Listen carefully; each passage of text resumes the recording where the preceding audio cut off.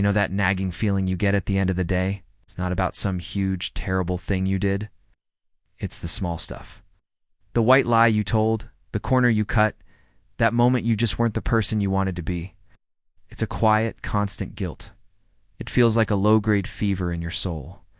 It's a symptom of a life where your actions and ideals are out of alignment. A sense that who you are and who you want to be are two different people walking in opposite directions.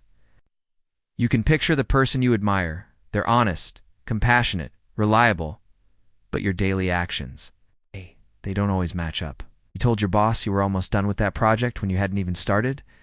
You saw someone struggling but looked the other way because you were in a hurry. You promised yourself you'd be more patient, and then you lost your temper over something tiny. Each of those moments by itself is small, but they stack up, creating this heavy blanket of guilt. It's exhausting, isn't it? It's this constant inner battle. This feeling that your moral compass is just spinning, leaving you dizzy and disappointed in yourself. Here's the truth.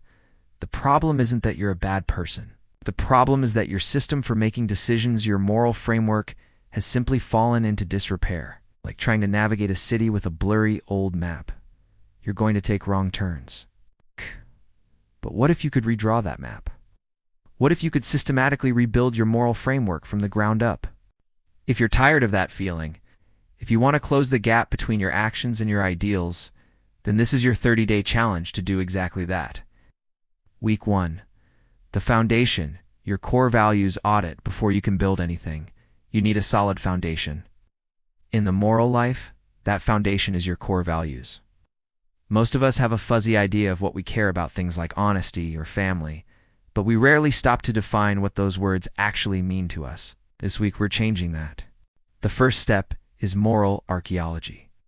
We're digging into your past to unearth what truly moves you.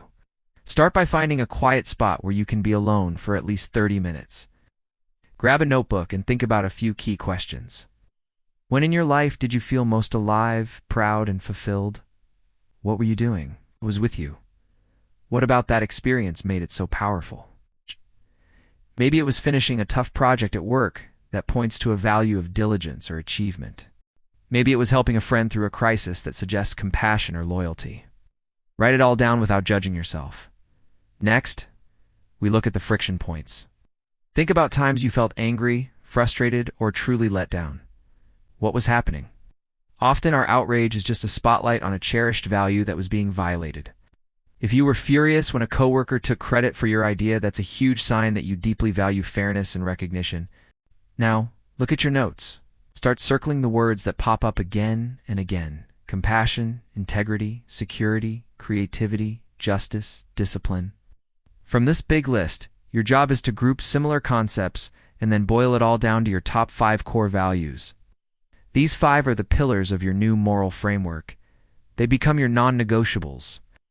For each of your top 5, write a short, personal definition. What does it mean to you? For instance, if integrity makes your list, your definition might be, integrity means my actions match my words, even when it's hard. What I say and what I do are the same thing. These 5 statements aren't just words on a page. They are your new map. They are the non-negotiables of your character. Week 2, the tools, practical, ethical philosophy. You have your map. Now you need to learn how to read it. This week, we're borrowing 2 simple, powerful tools from thousands of years of philosophy to help you navigate your daily choices. Our first tool comes from virtue ethics, an idea that goes all the way back to Aristotle. Instead of asking, what's the right rule in this situation, virtue ethics asks, what kind of person do I want to be?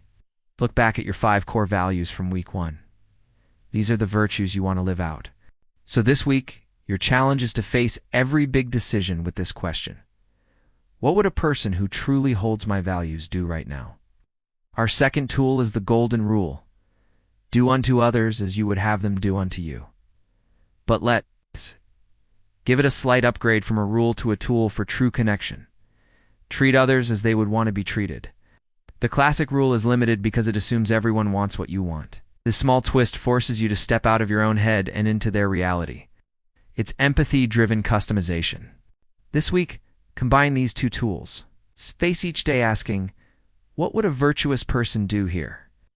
And how can I treat others the way they'd want to be treated? Week 3. The application, mindful, moral choices. You've got your map, your values, and your navigation tools, virtue ethics, and the golden rule. Now, it's time to start driving. Week 3 is all about conscious practice. Start each morning by reviewing your 5 core values. Pick one to be your focus for the day. Keep a small journal or a note on your phone. At the end of each day, write down 3 choices you made and how they lined up or didn't with your focus value. For example, choice. I was tempted to exaggerate a story to make myself look better. Value. Honesty. Action. I stuck to the facts and told the story as it happened. And please don't expect perfection. You're going to have moments where you fall short. The goal isn't to be flawless, it's to be mindful. When you mess up, don't spiral into guilt. Instead, practice moral repair. I just noted down in your journal, I lost my patience today, which didn't align with my value of compassion. What can I do right now to repair the relationship or the situation? Week 4, the long-term building moral resilience. You've done the hard work of building a framework and putting it into practice. But the world will test you. First, anticipate moral fatigue. It's the exhaustion that comes from constantly making hard ethical choices. The key to fighting it is self-awareness and self-care. For example, if you have to make a tough moral call at work, that evening isn't the time to tackle a difficult family conversation.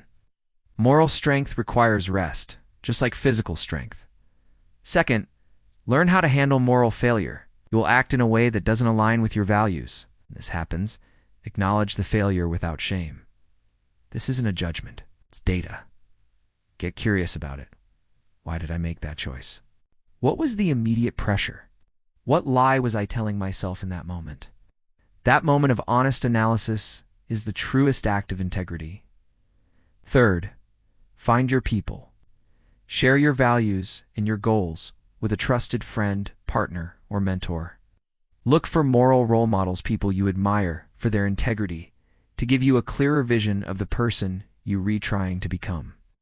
Finally, commit to this for the long haul. Moral character isn't a destination you arrive at, it's a garden you have to tend. Keep up with your daily reflections. Revisit your core values every few months. Stay curious. Your capacity for good isn't a fixed trait at. A skill you can grow for the rest of your life. CTA in conclusion, for 30 days you've done the work. You've gone from feeling that constant nagging guilt to living with purpose and integrity. You've redrawn your moral map, learned how to use it, practiced on the small roads, and prepared for the tough hills ahead. The journey is never really over, but you are no longer lost. You have a compass, and it's pointing toward the person you truly want to be. Now I want to hear from you.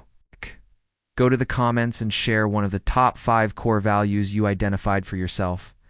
Declaring it publicly is a powerful way to commit to it. Remember, being a good person isn't about being perfect. It's about being present, being purposeful, and always being willing to begin again. Would you like me to keep the original title, How to Quit Being Immoral, in case you want a harder punch option, or replace it fully with this softer version about integrity?